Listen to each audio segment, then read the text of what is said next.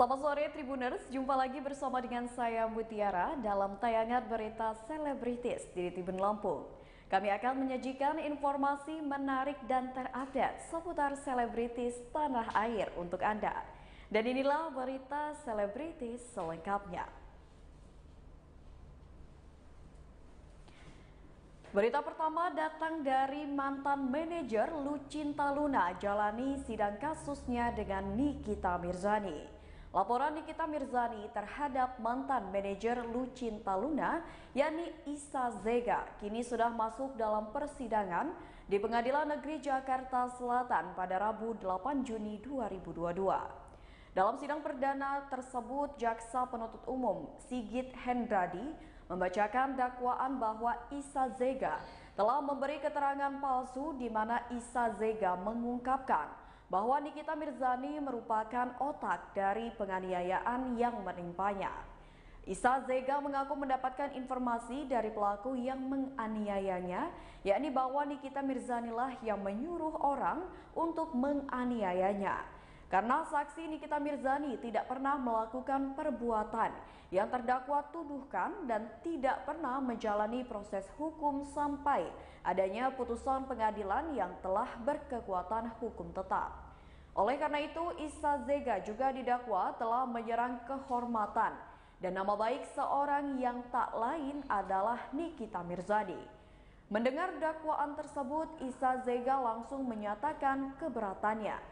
Kuasa hukum Isa Zega, Pitra Romadoni, juga dengan tegas menolak dan keberatan atas dakwaan tersebut. Lebih lanjut, hakim memberikan waktu 1 minggu untuk menjawab eksepsi, yaitu pada sidang berikutnya Rabu 15 Juni 2022. Seperti yang diketahui, Nikita Mirzani melaporkan Isa Zega dan Kiki The Potters ke polisi. Nikita Mirzani melaporkan Isa Zega serta Kiki The Potters ke polisi atas dugaan fitnah dan pencemaran nama baik dan pengaduan palsu kepada pengusaha. Kasus bermula ketika Isa Zega mendapatkan penganiayaan saat tengah berada di sebuah kafe di apartemen Kalibata City pada 3 November 2020 lalu. Berikut wawancara dengan pihak pengadilan. Memang tadi ada perdebatan kecil mengenai tentang dakwaan, ya. Sampai hari ini kita belum menerima berkas perkara atas surat pelimpahan yang dilakukan oleh Saudara Jaksa Penuntut Umum ke Pengadilan Negeri Jakarta Selatan. Karena memang tadi berkas perkaranya belum diberikan kepada kita langsung sampaikan kepada majelis hakim agar seluruh berkas perkara baik dari tahap penyelidikan, tahap sidik maupun tahap 2 dan sampai ke Pengadilan Negeri Jakarta Selatan ini untuk diberikan kepada kita. Gunanya untuk apa? Kita ingin menanggapi dakwaan tersebut tapi berkas perkara tidak diberikan kepada kita. Ini akan menjadi permasalahan nantinya. Maka saya sampaikan sesuai dengan pasal 143 ayat 4 KUHP, itu surat pelimpahan berkas perkara itu berhak untuk didapatkan oleh penasihat hukum bersamaan dengan pelimpahan yang dilakukan oleh kejaksaan terkait dengan perkara saudari Isa Zega dengan pelapornya Nikita Mirzani. Terus yang kedua, mengenai dakwaan jaksa penuntut umum tersebut secara tegas ya kami nyatakan untuk mengajukan eksepsi dan kami menolak seluruh dalil daripada saudara jaksa penuntut umum. Karena apa? Karena di dalam dakwaan. Berita selanjutnya datang dari artis Nikita Mirzani lakukan persiapan jelang adu tinju dengan Dinar Candy. Nikita Mirzani makin meremehkan Dinar Candy menjelang pertandingan tinju yang diselenggarakan oleh Holy Wings Sport Show. Bahkan janda 3 anak itu mengatakan bahwa Dinar Candy bukan lawan yang sepadan dengannya. Dengan begitu, ia merasa percaya diri akan memenangkan pertandingan tinju tersebut. Persiapan yang dilakukannya untuk melawan Dinar Candy adalah dengan melakukan latihan 2 hingga 3 kali. Menurut Nikita, Dinar bukan lawan seimbang baginya. Kendati demikian, itu tidak membuat Dinar Candy putus asa. DJ asal Sukabumi itu malah semakin giat berlatih untuk bisa mengalahkan Nikita Mirzani. Untuk pertandingan tinju ini sendiri akan berlangsung di Holy Wings Gatsu pada Minggu 12 Juni 2022. Berikut wawancara dengan Nikita Mirzani. Beneran deh, nggak ada persiapan, cuma kalau latihan pasti latihan biar tangan agak sedikit enteng aja, sama ngapalin gerak-gerak lagi gitu. Karena kalau profesional, pertandingan tinju profesional kan nggak bisa pukul asal-asalan, malu nanti soalnya kan ditonton banyak orang, disiarin di live stream juga, nggak tahu ada TV atau enggak gitu. Makanya ya tonton aja yang terbaik aja yang ada di rumah sama yang ada di sini nanti secara langsung.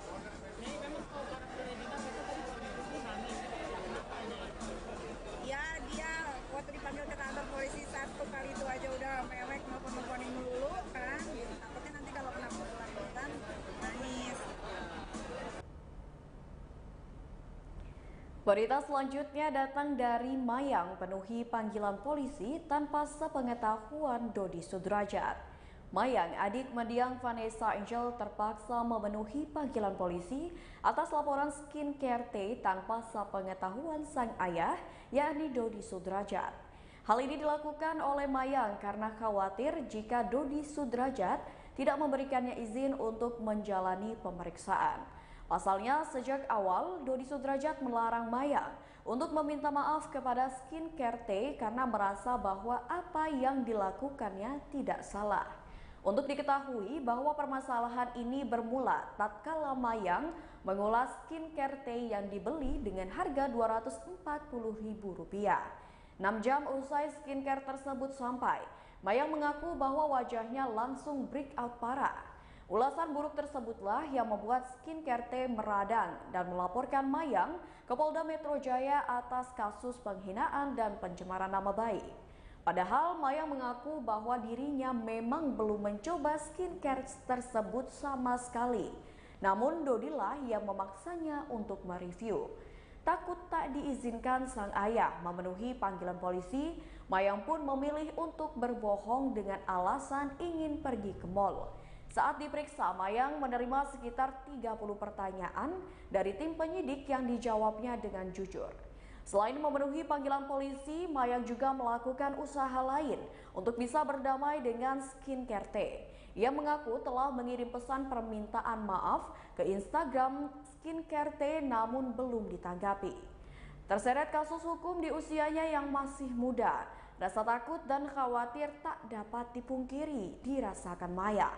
Ia hanya bisa menutupi kesedihan dengan bernyanyi seperti yang baru-baru ini diunggahnya melalui Instagram Story. Berikut wawancara dengan Mayang.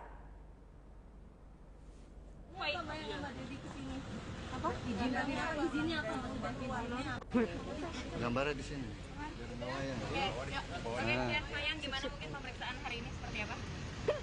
Lancar ya. Seputar apa aja, Mayang? Ini pemeriksaan lanjutan yang pemeriksaan tambahan dari yang kemarin.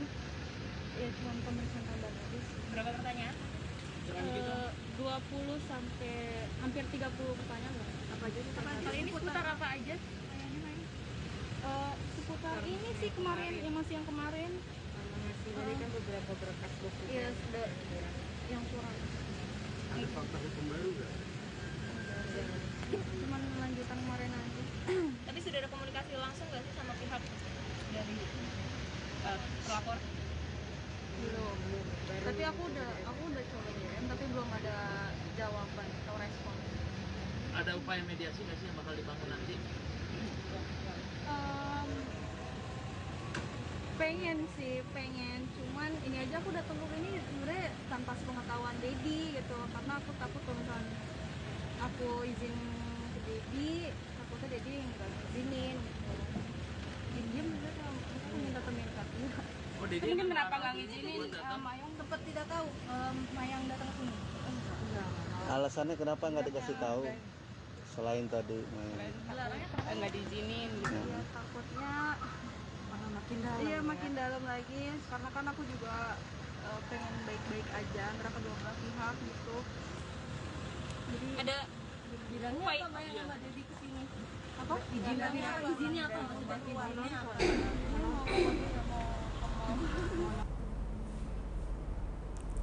Berita selanjutnya datang dari artis cantik Happy Salma, ceritakan cara mendekatkan anak-anaknya dengan alam.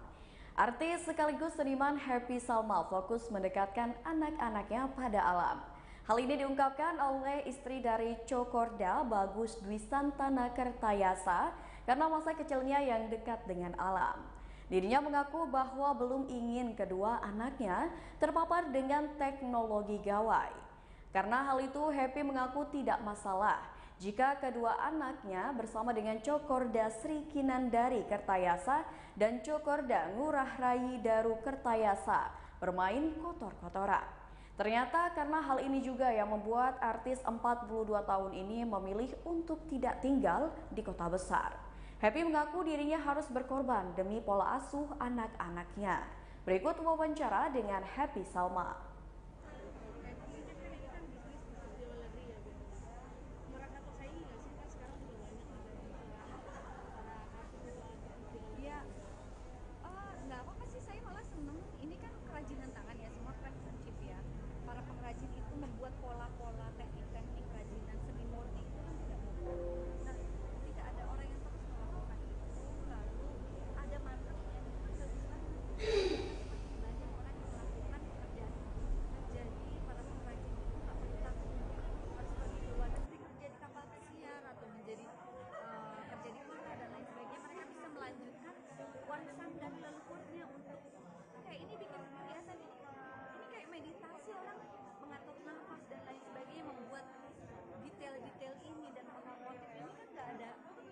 Pelajaran sekolah, tapi muncul dan turun-temurun sama seperti tadi.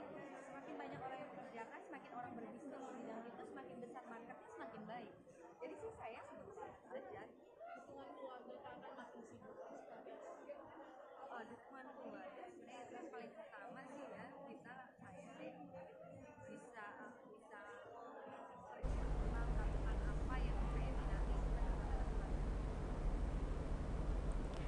Berita selanjutnya datang dari Denise minta Medina Zain bertanggung jawab atas kasus penipuan yang dilakukannya. Medina Zain belum lama dikabarkan telah keluar dari rumah sakit. Denise Karista mengaku ingin bertemu dengan Medina dan menjenguknya. Denise pun menyindir Medina lantaran menghilang saat bermasalah dengannya. Padahal saat bermasalah dengan beberapa pihak sebelumnya, Medina Zain dinilai lantang untuk membalas perkataan. Lebih lanjut, Denise pun mengetahui kabar Medina yang telah keluar dari rumah sakit. Denise pun menyindir Medina yang tak kunjung bertanggung jawab usai keluar dari rumah sakit. Denise ingin Medina dan keluarganya juga meminta maaf kepada para korban atas kasus penipuan yang telah dilakukannya. Berikut wawancara dengan Denise. Keluarganya juga minta maaf, teman-temannya juga diutang-utangin, teman dekatnya kayak si Sarah apa segala macam diutangin, Shopee-nya dipakai 1 juta, 2 juta gitu sama si Medina. Terus segitu si Sarahnya nagih ke ibunya kan, nagih ke ibunya, diblok sama ibunya ya gitu. Jadi Sarah ini siapa? Sarah ini yang pernah uangnya rekeningnya pernah dipinjemin gitu loh untuk pernah duit Raffi lewat. Iya kan. Nah itu ATM-nya diblokir sekarang BCA-nya. Karena itu, nah, jadi si Sarahnya nggak megang duit, jadi mau nagih duitnya si Medina, kan Sarah juga diutangin sama Medina. Gitu. Tadi kalau Medina ini kerugiannya kakak apa? Kerugiannya waktu itu saya pernah tipu 50 juta sebagai mantan korban kalau saya. Iya. 50 juta tapi duitnya dibalik. Kalau untuk yang lainnya ini kan masih ada yang baru setengah atau sama sekali belum dibayarkan. KU-nya belum. Dokter Yeni udah balik tuh 1 juta. Dokter Yeni udah balik 1 juta. Udah dibalikinnya pas kapan kak? Pas kemarin 2 atau 4 hari yang lalu deh. Dokter Yeni. Iya, di kontak sama kliniknya. Dokter Yeni balik. Berarti korban-korban yang lain bisa kali balikin duitnya, ya kan? Kak, udah ada tapi dia kayaknya pintar gitu kan, dia tahu biar usahanya itu nggak ikutan terlibat, biar asetnya mungkin ya, gue pikir ya, menurut gue mungkin biar asetnya nggak kesita atau apa, biar asetnya aman nggak kebawa-bawa kantornya kliniknya itu, jadi dia bayarin yang mesin. Baiklah Tribuners, itulah berita selebritis bersama dengan saya Mutiara. Jangan lupa untuk terus saksikan YouTube Tribun Lampung News Video, Facebook Tribun Lampung, Instagram @tribunlampung dan TikTok @tribunlampung untuk informasi terupdate lainnya. Selamat sore dan sampai jumpa.